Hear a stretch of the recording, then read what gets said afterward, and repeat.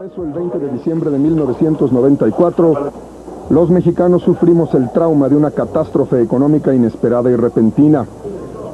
Se nos ha extraviado la esperanza de estar bien, de tener una economía en expansión y con precios estables.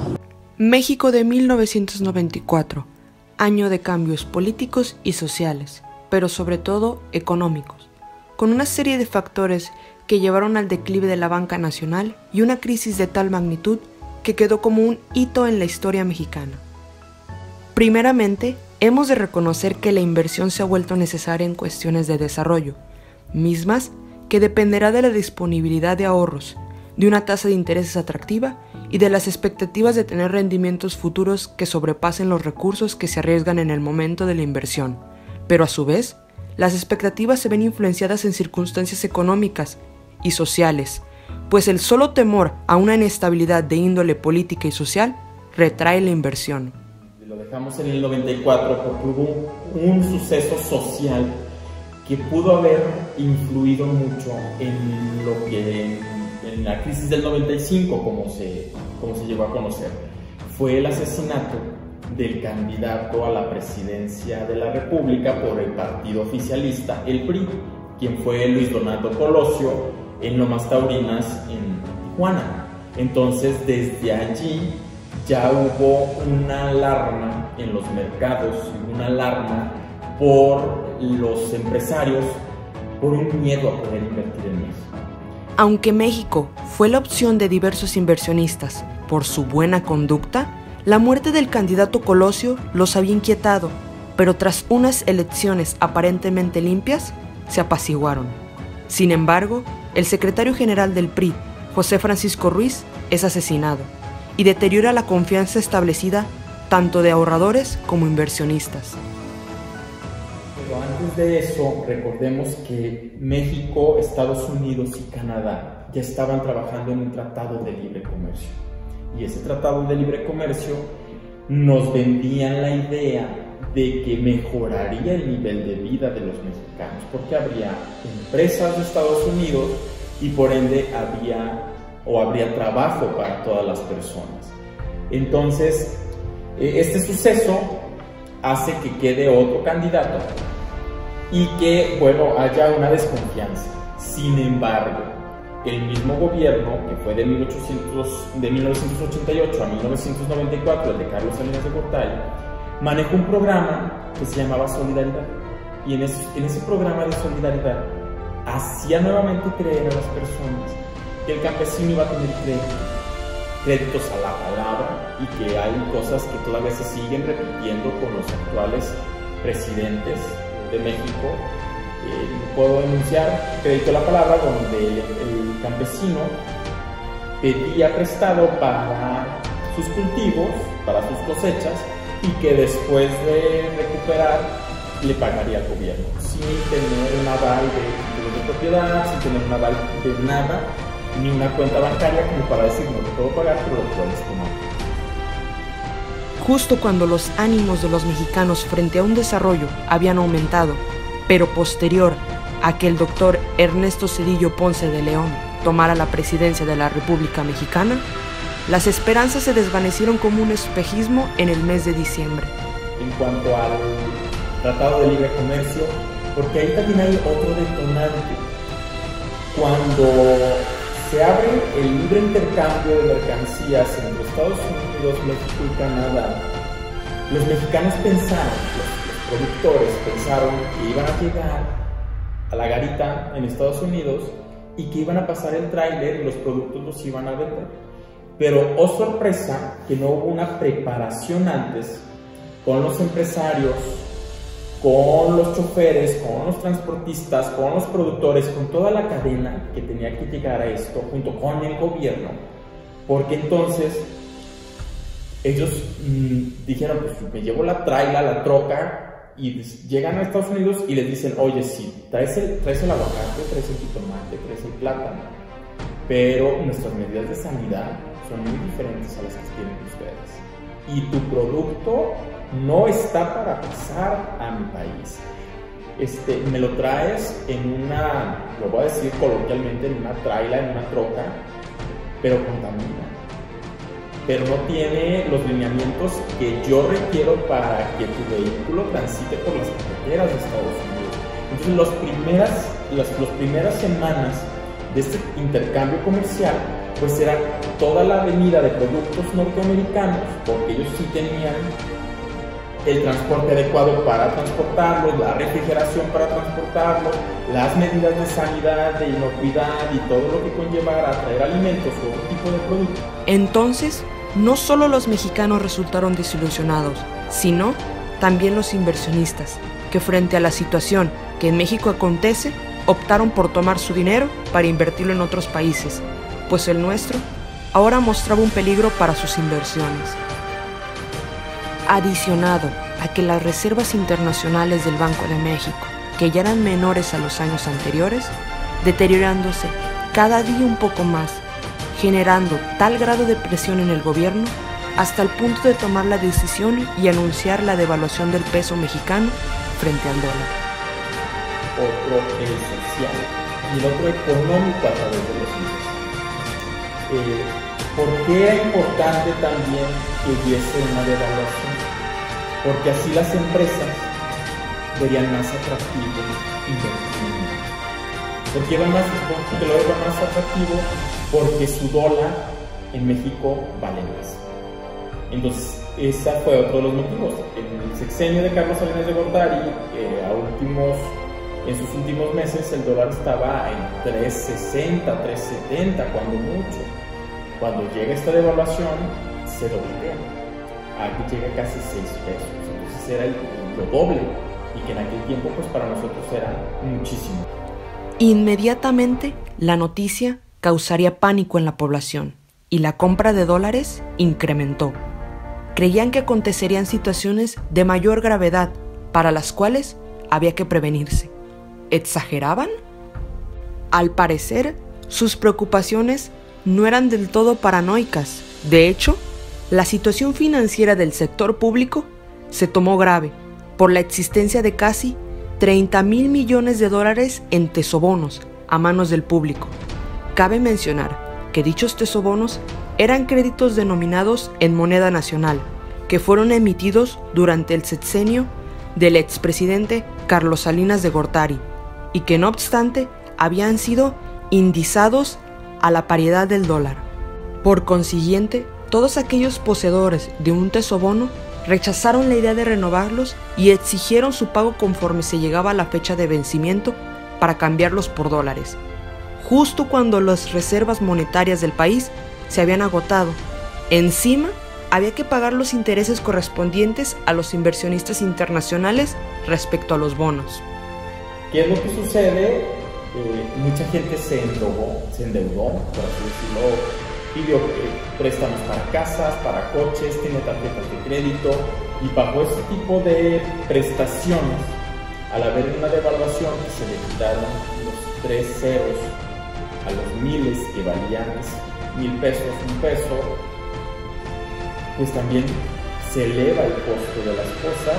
No había intereses fijos o tasas fijas de interés como las tenemos en este momento, sino que dependiendo de la liquidez del gobierno y de la liquidez de los mercados, pues era como se iba fluctuando el interés que tú pagabas por la casa, por el artículo, por el bien adquirido. Entonces eso también daba a que si tenías un crédito de 10,000 pesos en aquel momento, con la quitada de ceros y con las conversiones, te quedabas en la calle. No había...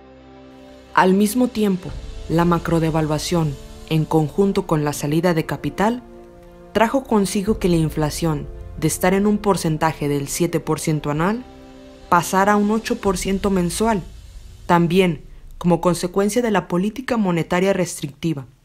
La tasa de interés interbancaria, que se encontraba en un 18%, se elevó en vertical hasta llegar a un 110%. De esta manera, las altas tasas de interés ocasionaron que miles de deudores se vieran en la imposibilidad de hacer frente a sus compromisos, de modo que la banca se encontró con una importante cartera vencida, la cual comprendía todos los títulos de crédito vencidos. Al igual, trajo consigo la caída de la demanda de los títulos de crédito por parte del público, llevando a las instituciones bancarias al borde de la quiebra. Ahora, dado que los bancos, en la mayoría de los casos, son quienes brindan los medios económicos a las empresas, la crisis y la falta de inversionistas los llevó a escasear esa facilidad de crédito, siendo entonces que, al no haber crédito, tampoco se daba la producción, pues uno financiaba al otro y por lo tanto no había un consumo, sumando a los productos ya perdidos por no cumplir con las políticas del extranjero. Yo dije que había una serie de problemas, nada más que ellos, con esas decisiones fatídicas de diciembre y las siguientes, convirtieron un problema en una crisis. Es entonces que una solución urgente era requerida para salvar la economía mexicana, haciendo frente a dos planteamientos: adoptar medidas en el sistema bancario para evitar daños irreparables al país y atender la imposibilidad del pago de los créditos contratados. Las circunstancias empeoraron cuando los bancos, que ya no pertenecían al Estado, comienzan a quebrar, y el mismo Estado acude a su rescate, permitiendo que los dueños los conservaran. Lo que tal vez fue un error, ya que lo idóneo pudo ser que pasaran a formar parte nuevamente del Estado. Sin embargo, los dueños, tras ser rescatados, ponen los bancos a disposición de compradores extranjeros. Estos nuevos dueños tenían la idea de recuperar casi inmediatamente su inversión, apostando su incremento en los intereses. Para entrar más en contexto, explicaremos la cuestión de los créditos. Estos, al ser una de las diversas operaciones bancarias, denotan la confianza y el respeto que inspira una persona, ya sea por sus dotes morales, conocimientos profesionales o en muchos de los casos por su posición económica, características que suelen presentar las instituciones de crédito frente a sus clientes. Recordemos que un crédito es la utilización del capital o bienes ajenos para provecho personal, prometiendo su evolución íntegra al llegar la fecha de vencimiento establecida. Por otra parte, entre los tipos de crédito que los bancos otorgan se encuentran los de tipo real, los cuales los bienes de quienes han solicitado el crédito pasan a formar una garantía para asegurar el pago, ya sea mediante un contrato de prenda o incluso una hipoteca. Yo creo que en los contratos deben de ser muy observadores cuando realizas cierta compra, cierto arrendamiento, cierto contrato, para poder saber, porque muchas veces el interés de rendido, interés sobre interés, es mucho más alto que el interés que te están cobrando por la fracción de pues muchas personas no pudieron pagar su préstamo, sus casas, sus automóviles, sus servicios, y lo que hizo el banco pues fue retomar o embargar las cosas. Las hipotecas en aquella época eran las más usuales en cuanto a la garantía que los bancos obtenían de los deudores, que al verse en la falta de recursos para cubrir sus pagos, pues los intereses moratorios sumados al capital acrecentaban cada vez más la deuda, y por lo tanto el banco procedió a tomar posesión de los inmuebles hipotecados, empeorando la situación económica de los endeudados. En este caso, podemos considerar que esta forma de operar configura el anatocismo, como el resultado de una deuda accesoria de intereses, originaria de la deuda principal respecto a un capital. La adicional de la nueva en la original genera un capital distinto, que será la base para la calculación de un nuevo interés, al que se estará obligado a pagar. Siempre que no se pague el capital, la obligación no se extingue. Mientras los cambios en la relación tanto internacional como nacional sobre los precios aceleraron la quiebra del sistema bancario, provocaron un enorme traslado de valor desde el trabajo al capital, arruinando temporalmente a la endeudada clase media. Introdujeron una profunda reestructuración de la empresa y el capital nacional, llevando al drástico cambio en la dinámica comercial y financiera del sector externo de la economía mexicana. Mi madre trabajaba en una empresa de gobierno llamada Consejo de Recursos Minerales. Ella se encargaba, ella era la tesorera y cajera en ese momento. A ella la despiden, mi madre pierde el trabajo. Nos vimos en una situación muy precaria porque no nos alcanzaba para muchas cosas que estábamos acostumbrados a tener. No eran lujos, sino eran necesidades básicas, y que nos tuvimos que ajustar a otro nivel de vida y otra forma de vida mientras tomábamos nuevamente el rol. Se perdieron de las partes de la familia, se perdieron casas, se perdieron coches, se perdieron cosas que tienen un valor. Afortunadamente es un valor material y no fue un valor de un ser vivo, ¿no? Porque en estas alturas hasta suicidios, yo me imagino que hubo, y mucha gente que al ver que de tener todo, quedarse sin nada, pues sí fue un golpe muy fuerte.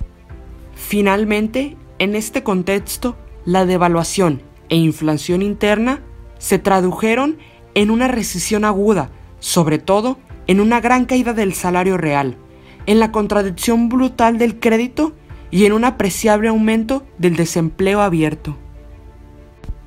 Al mismo tiempo, la crisis obligaba a tomar medidas drásticas para obtener los fondos que permitieran cubrir los compromisos financieros del país, como evitar que la inflación se convirtiera en hiperinflación y corregir el desequilibrio de la cuenta corriente. Pero luego, una crisis considerada especulativa cambiaria se convierte en una crisis financiera como resultado de la macrodevaluación del peso y el proceso inflacionario resultante. En resumidas cuentas, la crisis financiera comenzó siendo inicialmente un problema externo de amortización de tesobonos, así como de las dificultades privadas y públicas para afrontar el servicio acrecentado de la deuda externa, para convertirse rápidamente en un evento interno como resultado del colapso del sistema bancario y la crisis de las finanzas públicas. Asimismo, los bancos resultan beneficiados en la forma que realizan operaciones, que le proporcionan una cierta ganancia, estableciendo que los intereses significan el precio del riesgo al que están expuestos, pues podrían perder el capital prestado. Pero en caso contrario, se están enriqueciendo desmedidamente por medio del anatocismo, figura practicada desde la mencionada crisis, donde al final no necesita utilizar recursos propios y los clientes a quienes se les aplica son perjudicados. El hecho de que la figura no se encuentre literal o expresamente mencionada dentro de nuestra legislación da pie a su práctica constante, sin mediar disposición alguna que la regule, lo cual a estas alturas consideramos como necesario. ¿Son la crisis el resultado de políticas insostenibles ante choques inesperados o la evidencia de equilibrios múltiples no relacionados con los fundamentales de la economía? Existen aspectos no previstos o que se pasan por alto, suponiendo que no tienen importancia ni tendrán efecto alguno en la economía, como el Tratado de Libre Comercio de América del Norte, que limitó las exportaciones de los artículos de los productores mexicanos. Todos ese tipo de artículos se quedaron y se echaron a perder. No hubo ganancias. Entonces, como no hubo ganancias con los productores, pues también fue pérdida. Que les digo que fue otro elemento que pudo haber ocasionado esta tormenta perfecta para tener una crisis que también influyó en otros países de Latinoamérica. En su momento los argentinos le nombraron el efecto tequila, porque también los argentinos tuvieron muchos problemas por la comercialización que había en México. Si ya no había dinero, ya no había intercambio comercial, pues también ellos se quedaban con muchas cosas que ya no. La realidad es que una mala planeación y administración de los gobernantes frente a la situación dejó como legado la extensa deuda externa, el sistema de capitalización implementado hasta ahora por los bancos, aunque actualmente hay un número más alto de reservas internacionales para suavizar un poco las decisiones del mercado cambiario. No olvidemos que ha sido un gran impacto en la sociedad mexicana, afectando a toda la población, puesto que sus ingresos se redujeron drásticamente. En estas situaciones podemos apreciar el importante papel que juegan los créditos dentro de una economía, o al menos en la nuestra. Al observar que la actividad bancaria tiene efectos en la economía, tanto en la de una ama de casa, en sus ahorros familiares, como en el financiamiento de las grandes empresas e incluso un Estado, sin olvidarnos de las situaciones que acontecen en un entorno social. Cuando hay problemas sociales, repercute en un problema económico.